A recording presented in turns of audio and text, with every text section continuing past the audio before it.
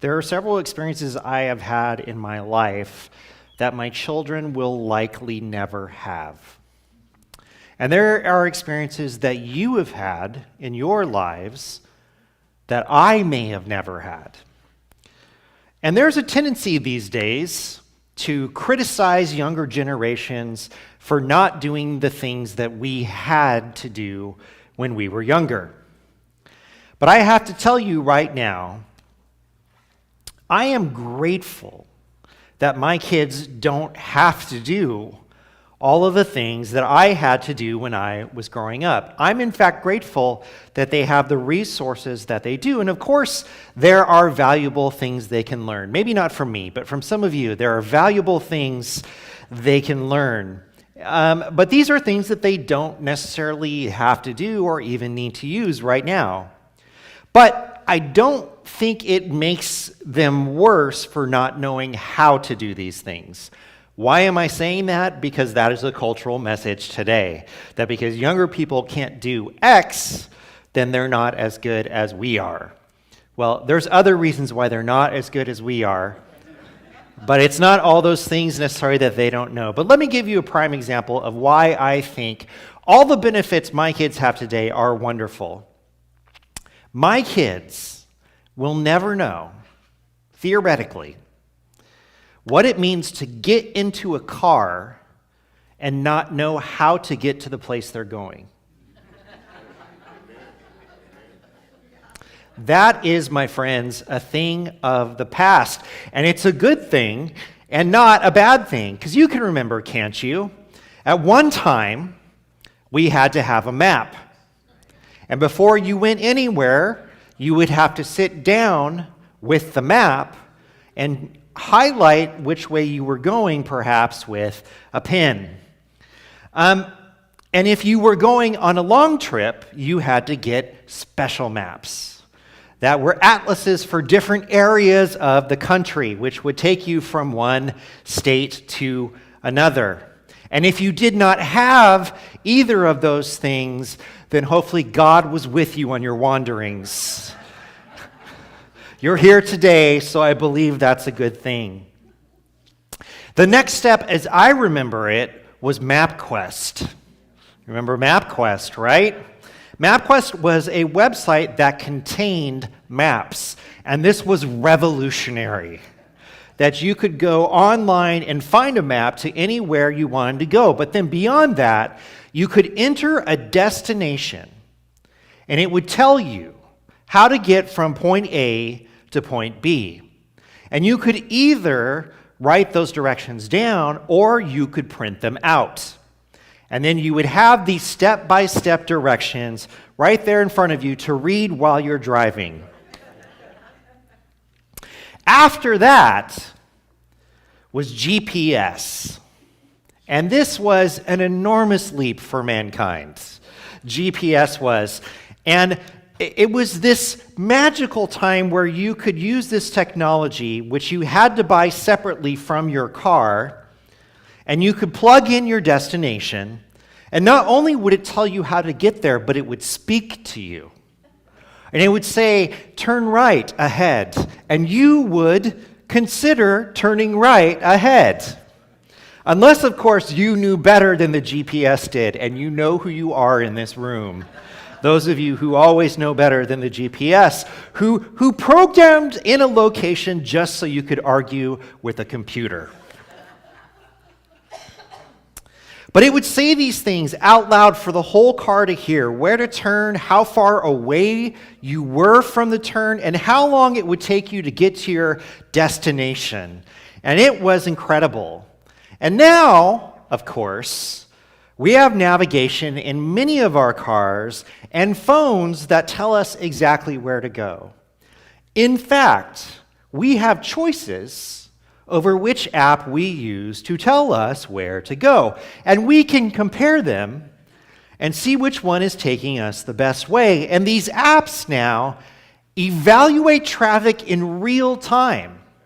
So not only are they telling you how to get where you're going, they are trying to direct you around traffic, which sometimes that means you travel miles out of your way to save 2 minutes on your trip.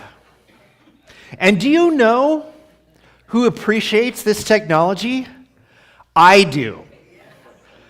Theoretically, I don't ever have to be lost again.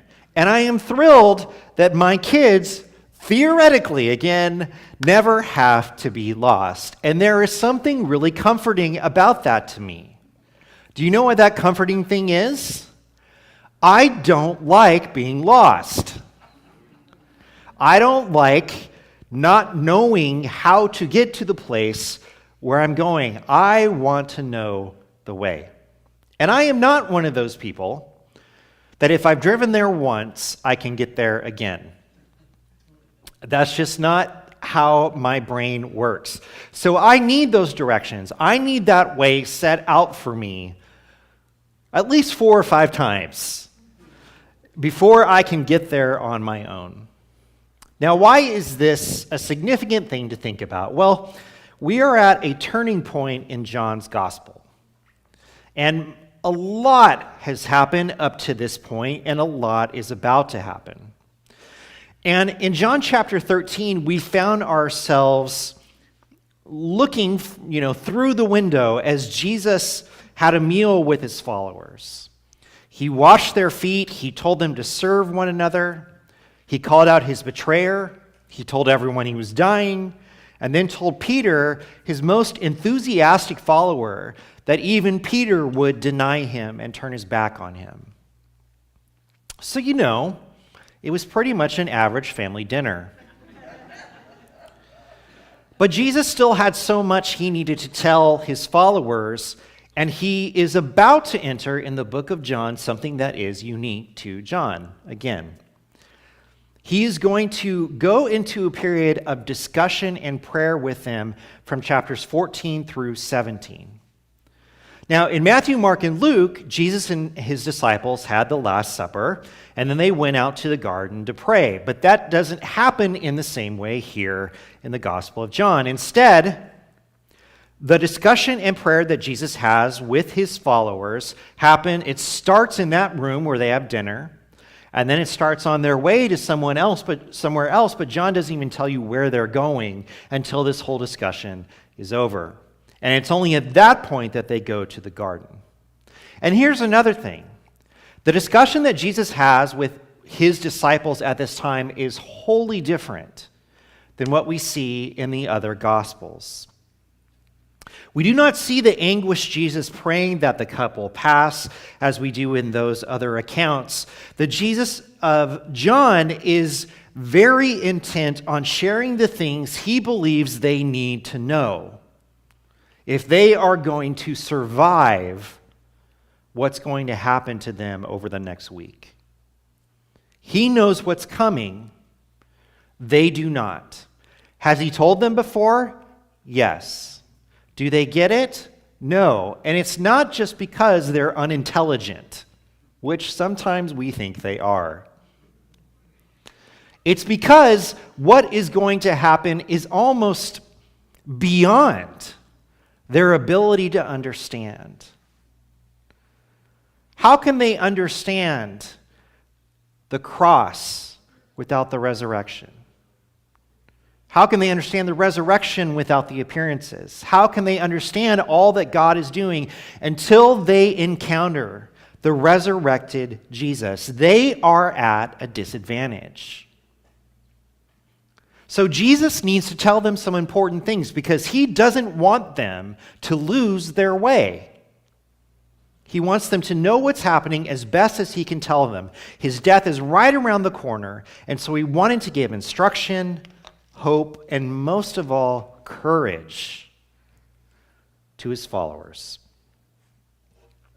So how can he explain this? Where would you start if you had to explain these kinds of things to the people that have left their entire lives behind to follow you? Well, let's turn to John 14 and see what Jesus has to say. And the first thing that he has to tell them may be the most important thing. And that is, Everything is going to change, but there is still a place for you. Let's pick it up in verses 1 through 3. Jesus says, "Do not let your hearts be troubled. You believe in God, believe also in me. My Father's house has many rooms. If that were not so, would I have told you that I am going there to prepare a place for you? And if I go and prepare a place for you, I will come back and take you to be with me, that you also may be where I am." First of all, Jesus does what we do a lot of times when people are in times of crisis. He knows that trouble is coming, and he doesn't want them to be overwhelmed, so what does he say to them? Don't be troubled. Great advice. Have you ever had something really serious going on in your life, and you tell someone about it, and they say, "Don't worry, trust God"? How did that work out? Did you stop worrying at that point? Did you ask them for advice again? Did you ask them for advice in the first place? Great questions. Now, on the surface, it would be easy to read this as Jesus minimizing the experience that they are about to have. You know, the small matter of his arrest, trial, and brutal death, where all will seem lost to them. But you know, guys, don't be troubled. It's gonna be fine. They are about to experience the least fine thing they will ever see in their lives. So Jesus said, don't be troubled, even though he knew that an overwhelming amount of trouble was on their way. And there's some other ways to read this statement. Something like, do not let your hearts be overcome with turmoil. Or perhaps, don't allow yourself to be intimidated by this situation. Now, again, the hard part is they don't understand the situation that's coming, nor what the result of this situation is going to be. So how can Jesus possibly expect them to not be troubled? His disciples have left everything to follow him, and in doing so, they have put themselves on the wrong side of the religious leaders who are going to play a major role in killing Jesus. But don't be troubled. It's going to be okay. And furthermore, Jesus is the one in this group that has all of the power. And if the religious leaders can kill him, then what does that mean for this former tax collector and tent maker and fisherman who know they don't matter nearly as much as Jesus does? But Jesus did, in fact, tell them why they shouldn't be troubled. And his answer is, you believe in God, believe also in me. Easy to say, hard to do. And there might be some of you in this room that have found yourself at some point in your life in some degree of turmoil or chaos, not knowing which way to go. And someone says to you again, well, you believe in God, right? Yeah? Okay. We'll just keep believing in him. And I know for me, when I was in that place and someone said to me, knock and the door will be open to you. Seek and you will find. Ask and it will be given to you. I wanted to scream back at them, do you not think I've knocked? Do you think I haven't done that? Do you think I haven't asked? Do you think I'm not seeking where God is? And the problem was, I didn't know where he was. Well, guess what? It was probably a lot worse for his disciples when they watched Jesus die.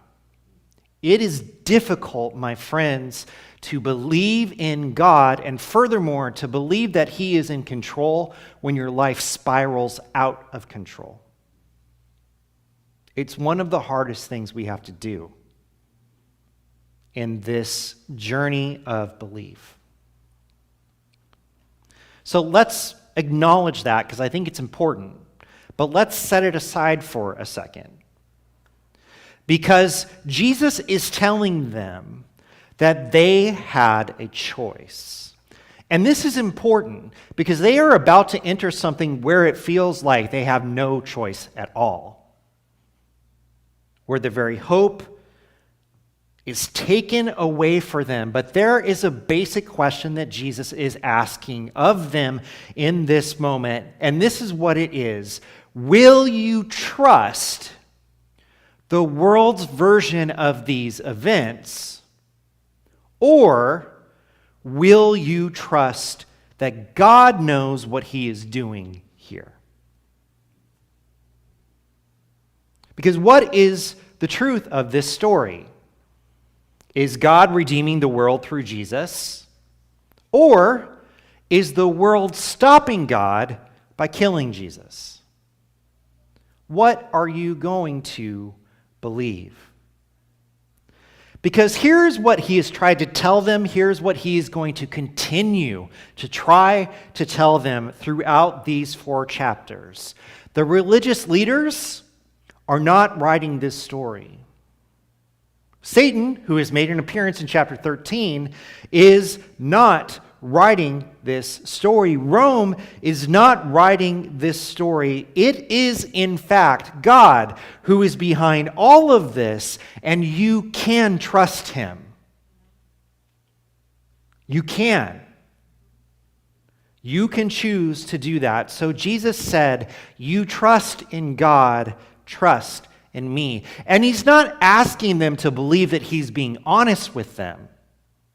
He's asking them to accept that He is who He has told them He is. And that He is doing what God has told Him to do. Because here's the thing. Jesus will, in fact, leave them. Twice. But this is part of the plan. You see, it's hard to understand if you put yourself in their shoes, but the fact of the matter is that God is not failing in any of this. And because God is not failing, that means the disciples are not being abandoned when Jesus goes to the cross. They will not be left behind. They will not be forgotten. Instead, there is something much bigger that is happening besides the cross. And that thing that is bigger is that Jesus is purposefully going ahead of them. And where is He going? To His Father's house. He's going to His Father's house. And guess what? The really good news about His Father's house is that there are lots of places for people to live. However big you think this house is, your estimation is not big enough. It has lots and lots of rooms. And Jesus is going there to do something very intentionally. He is going there to make sure it is ready for those who believe in Him. And He declared to His disciples that there is, in fact, a place where they belong. Everything that is going on is going to lead to you being united with God in a way that, frankly, they could not even imagine. Being in not the house of God, but the home of God. His place. Where, get this, there is a room for them. There's a reason why this passage is used at many Christian funerals, right? Because it declares that even if the worst happens in this place, there is still a home for us. So can they hold on? Can they see the purpose amongst the chaos? Can they believe when everything around them is telling them not to do so? Well, they can if they can accept what God is doing in Jesus. And this is the next thing he wants them to know. But it starts out in a very typically disciples and Jesus interaction here. So from verses 4 through 7, Jesus says, "You know the way to the place where I am going." Thomas said to him, "Lord, we don't know where you are going, so how can we know the way?" Jesus answered, "I am the way and the truth and the life.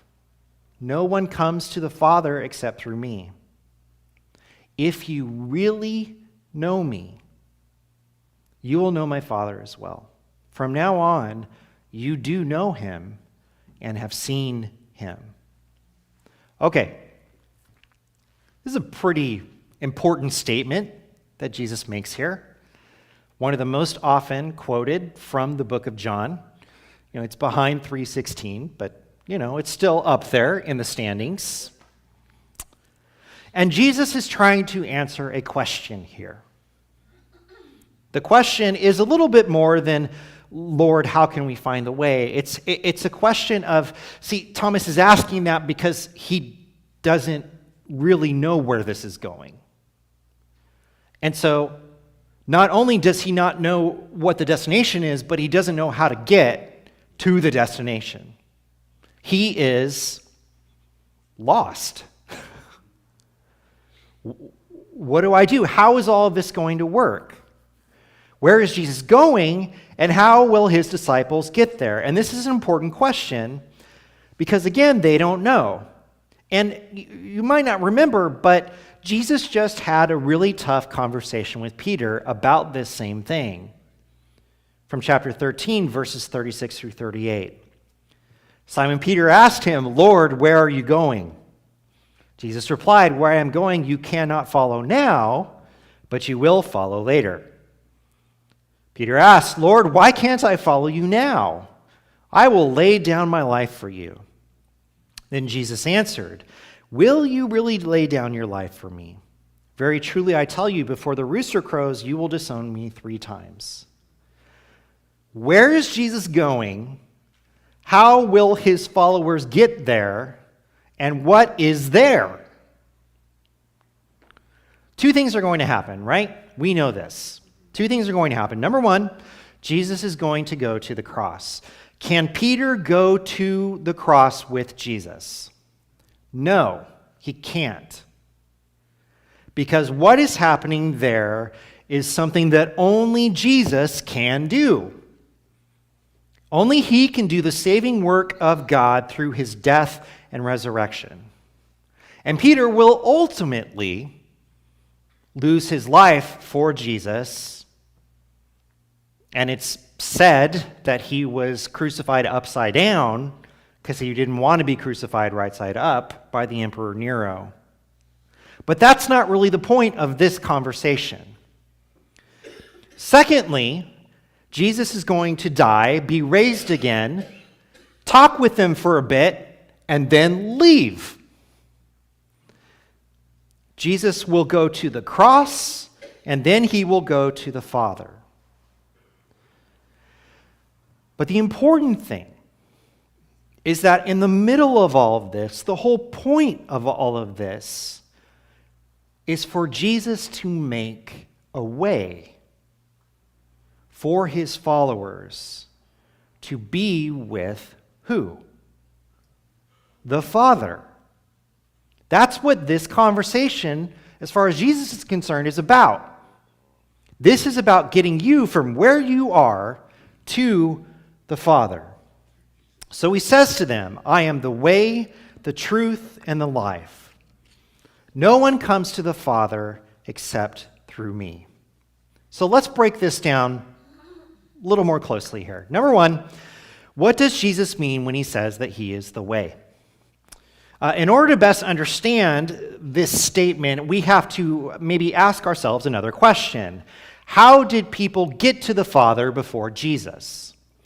And the method of doing that was imperfect at best, a failure at worst. Before Jesus, people had to follow the law. Do you know why they had to follow the law? Because they couldn't honor God or follow God without it. That had been proven multiple times before we even get to Genesis chapter 7. The 7th chapter of the Bible. It has been proven that humanity cannot stick with God, and it's been proven definitively.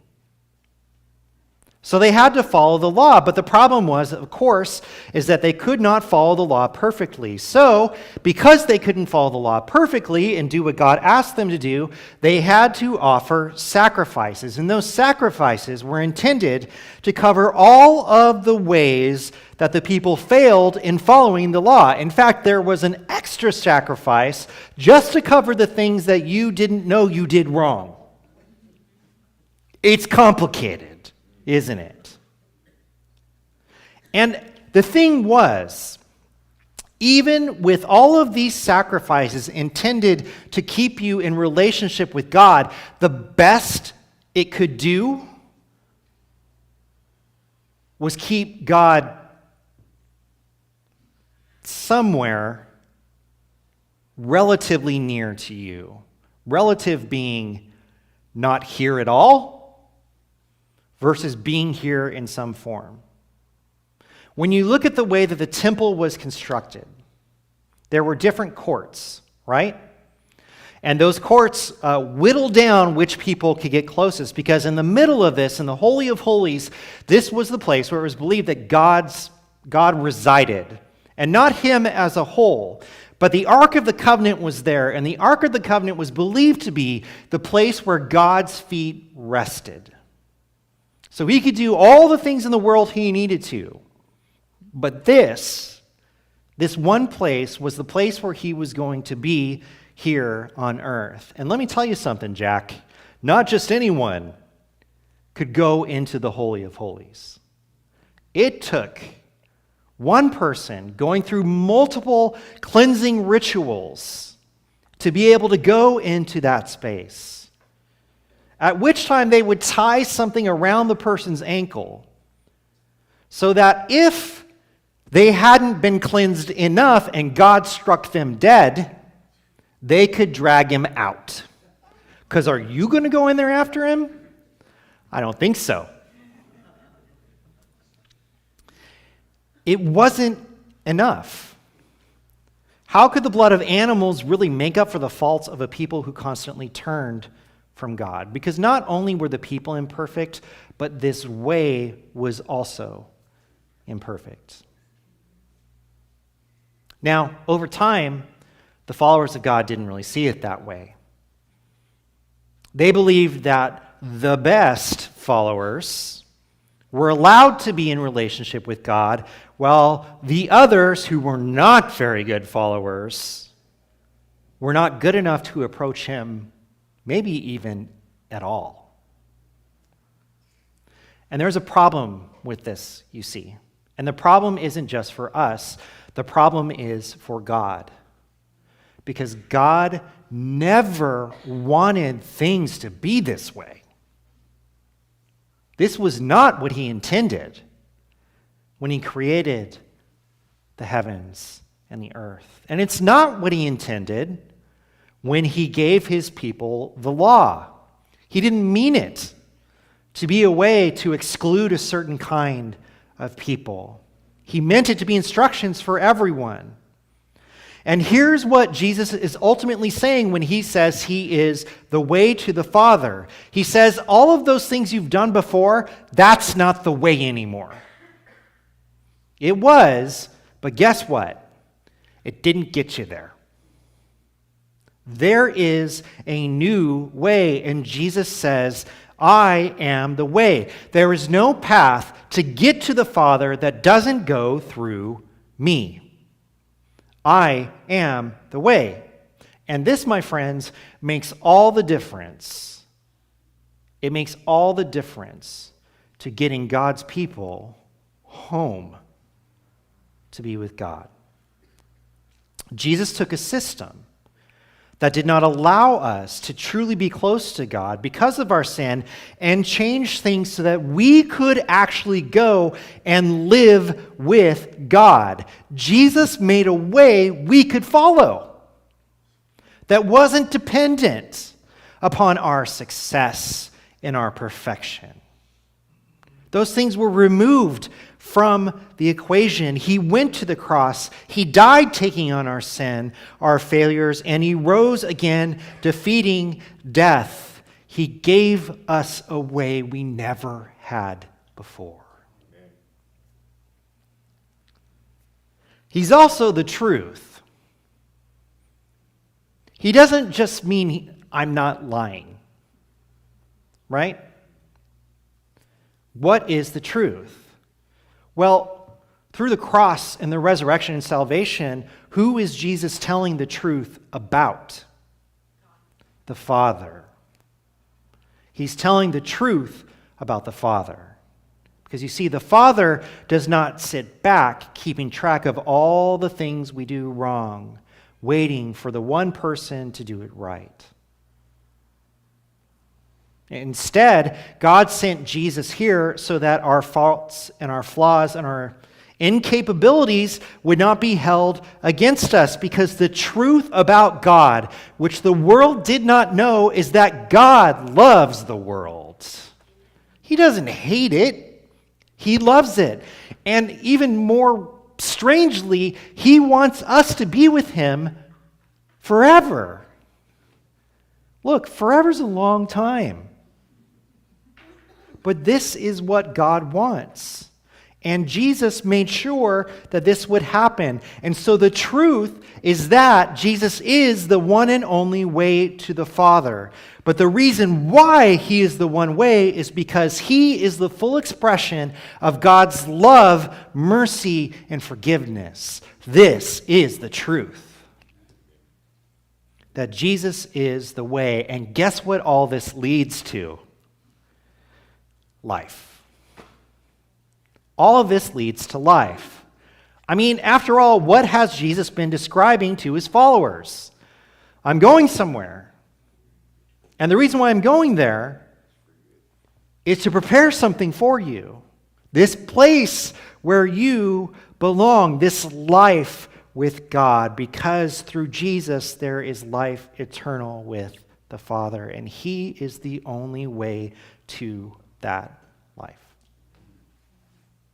I am the way. I am the truth.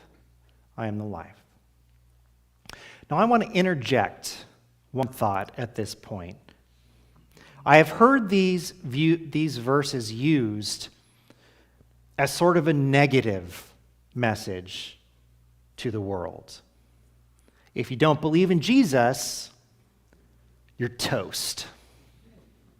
And like really burnt, crispy toast.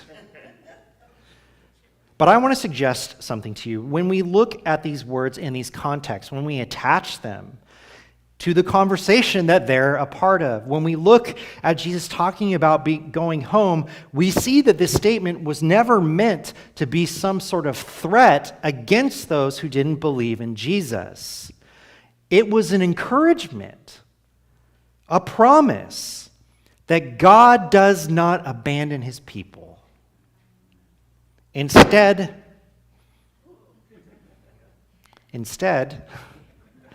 he makes a way for them, which reminds us of the most important thing about this statement. These are words of salvation, not condemnation. Finally, Jesus said, you can trust him, because if you know him, you know God. You might be wondering, after all of this conversation and these things Jesus has said, how his disciples responded to these amazing and powerful words. Well, let's look in verse 8. Philip said, "Lord, show us the Father, and that will be enough for us." I imagine that if Jesus were drinking water or wine at that point, he would have spit it out. Jesus answered, "Don't you know me, Philip? Even after I have been among you such a long time, anyone who has seen me has seen the Father. How can you say, 'Show us the Father'? Don't you believe me that I am in the Father and the Father is in me? The words I say to you, I do not speak on my own authority. Rather, it is the Father living in me who is doing this work. Believe me when I say that I am in the Father and the Father is in me, or at least believe in the evidence of the works themselves." I imagine that this is a frustrating moment for Jesus, and he's disappointed with Philip. And rightfully so. And again, these things were difficult for his followers to understand. Jesus knows this. He knows they don't yet understand the cross or the resurrection because those things haven't happened yet. And they can't get the whole picture. But it's why this moment is so frustrating for him. Because they don't grasp the most basic element of this whole operation. God is the one who's doing this. The Father is doing this. Everything that Jesus is about, everything he has said, everything he has done, all the miracles, they all point to one inescapable truth: that Jesus and the Father are one. That Jesus is the way, God's love embodied, that he does nothing, absolutely nothing outside of what the Father wants. And this is so important for these disciples to understand, because guess what they do believe in? God. And guess what they're struggling to understand? Jesus. And so what did he say way back towards the start of this? You believe in God, believe also in me. Because let me tell you something. They are a stone's throw away from not believing in either of them. But as people who have grown up hearing about God, the God of Abraham, Isaac, and Jacob, Jesus wants them to know, look, I know in your heart that you believe in God. So look, let me make this simple for you. Me and God, we're tight. In fact, you could call us the same. You could even say that if you've seen me, you've seen God. That this is how interwoven this whole thing is, because yes, Jesus is the Son of God, but the Father and the Son are one. And his death on the cross, which looks like the end of Jesus, is not the end, my friends. It's not the end. It is the entrance to the way.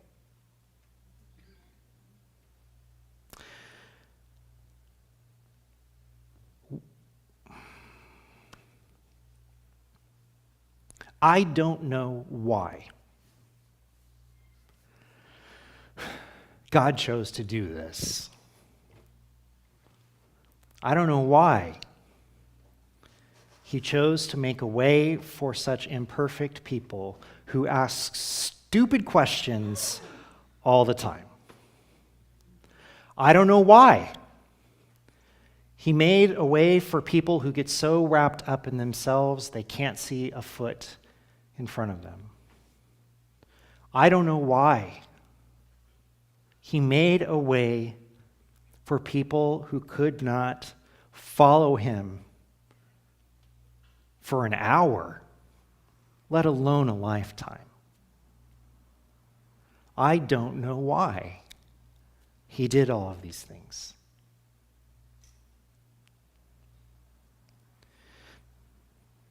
But there's one thing that exists that is the answer to all of those things. There is one thing that takes what doesn't make sense and moves it into another light. There is one thing that can take chaos and bring meaning out of that chaos. There is one thing that can take death and out of that death bring life. And that one thing is the love of God, which makes absolutely no sense. And thank God it doesn't. Because if it did, we would not, well, let me rephrase that. If it did, we would get exactly what we deserve. But because the love of God doesn't make sense, we get what we don't deserve. We get a way home to the Father. Amen?